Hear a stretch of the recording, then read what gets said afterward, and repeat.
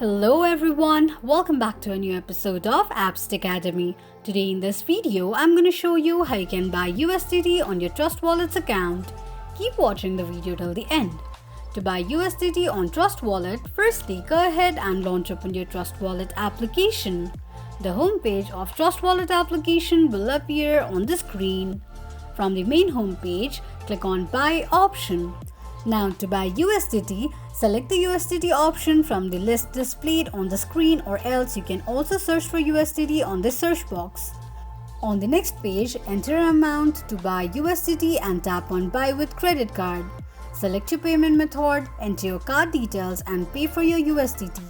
That's how you will be able to buy USDT on Trust Wallet quickly and easily, just in few steps. If you have any thoughts or queries, let us know in the comments section. Don't forget to subscribe to our channel. Also press the notification bell icon so that YouTube will notify you whenever we post a new video. I hope this video was helpful to you. Thank you so much for watching.